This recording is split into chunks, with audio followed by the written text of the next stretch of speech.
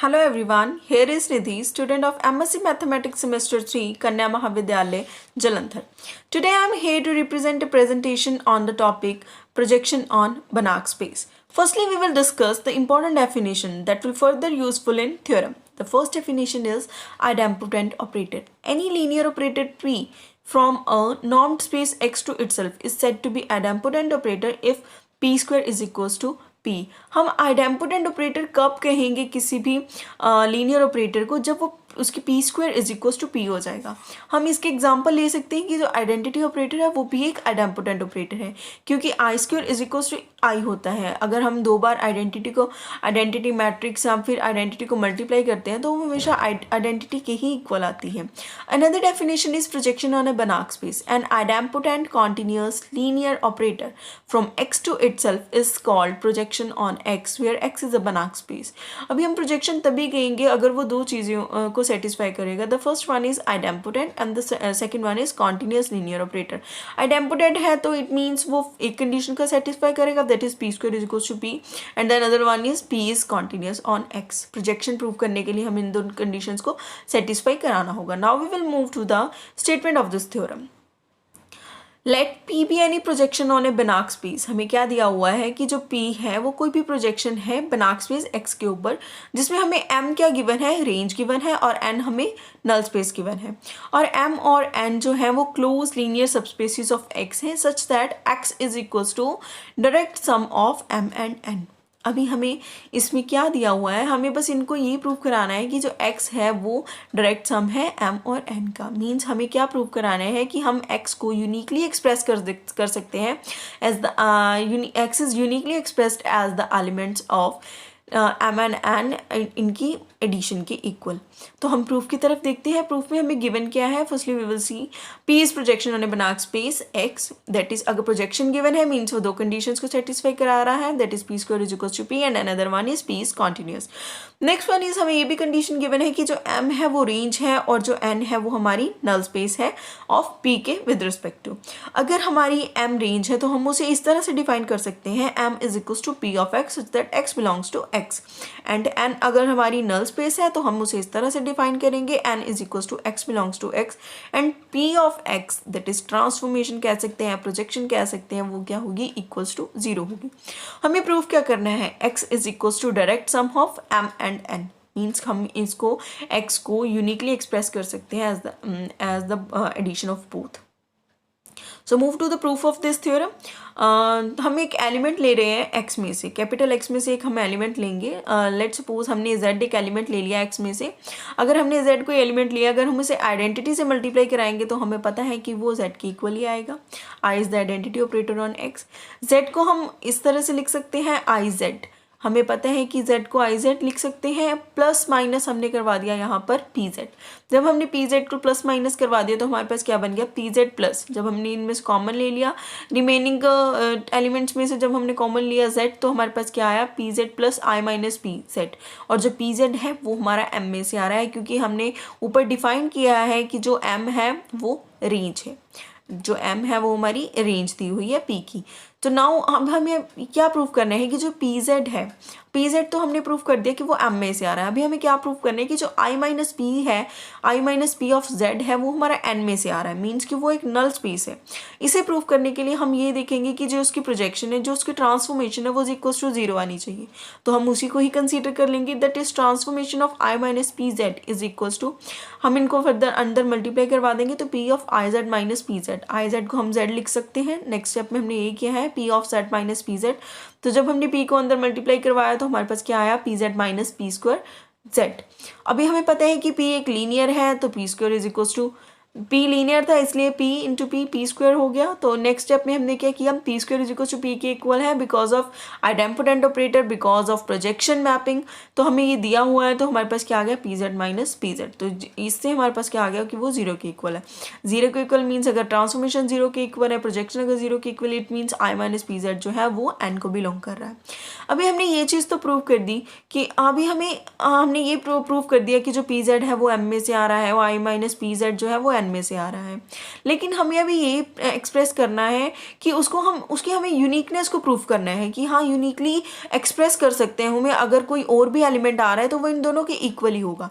तो इसलिए हमने एक z और लेट कर लिया, जिसको हम x1 और y1 की एडिशन में हमने z को फिर सेलेक्ट कर लिया, और जिसमें x1 जो है हमने लेट सपोज कर लिया वो m में से आ रहा है और y1 जो है n में से आ रहा है। अभी हमें प्रूव यही करना है कि जो x1 है वो pz की इक्वल है और y1 जो है वो i माइनस pz की इक्वल है, तभी इसकी यूनिकनेस जो है वो प्रूव होगी। तो firstly we should prove that pz is equal to x1। अभी हमें pz को x1 के इक्वल प्रूव करना है, तो उसके लिए हम क्या करेंगे, सबसे पहले pz को कंसीडर करेंगे, z की वैल्यू पुट करेंगे that is x1 plus y1। तो जब उनको अंदर मल्टीप्लाई करेंगे तो p of x1 plus p of y1 आ जाएगा। अभी हमें पता है कि p of y1 is equal to 0 है, बिकॉज क्यों है, क्योंकि जो y1 है वो n में से आ रहा है और n हमारी नल स्पेस है, तो जो उसकी ट्रांसफॉर्मेशन होगी वो 0 के इक्वल होगी। तो इससे हमारे पास क्या आ गया, pz जो है वो p ऑफ x1 के इक्वल आ गया। लेकिन हमें तो क्या प्रूव करना है, pz जो है वो x1 के इक्वल है। तो इसके लिए हम क्या करेंगे, गिवन कंडीशन को यूज़ करेंगे। हमें दिया हुआ है कि p square is equal to p है, पी स्क्वायर x1, इसे हम इस तरह से भी लिख सकते हैं, P square x1 is equal to P of x1। जब हम उसे दूसरी साइड लेकर जाएंगे तो हमारे पास क्या बन गया, P square x1 minus P x1 is equal to 0। जब हम p कॉमन निकालेंगे और अंदर से x1 भी कॉमन निकालेंगे तो हमारे पास क्या बनेगा, p minus 1 x1 which is equal to 0। अभी जब हम इसके नेगेटिव साइंस को एडजस्ट भी कर सकते हैं, तो हम इसे इस तरह से भी लिख सकते हैं, p of i minus P x1 is equal to 0। अगर ये इज इक्वल, इसकी ट्रांसफॉर्मेशन इज इक्वल टू 0 है, मीन्स जो अंदर का जो भी एलिमेंट है वो नल स्पेस को बिलोंग कर रहा है, means i minus P x1 belongs to null space of p। और जब हम इनको अंदर मल्टीप्लाई कराएंगे तो हमारे पास आ गया i of x1 minus p of x1 belongs to np। That is again हम नेगेटिव साइंस जो हैं वो एडजस्ट करा सकते हैं, तो हम लिख सकते हैं कि p of x1 minus x1 belongs to null space of p। लेकिन हमें पता है p of x1 minus x1 जो है वो r of p that is range of p को बिलोंग कर रहा है, क्योंकि हमने m को कैसे डिफाइन किया था, that is p of x। तो यहाँ पर भी p ऑफ x1 आ रहा है, तो इट मीन्स ये रेंज में आ रहा है।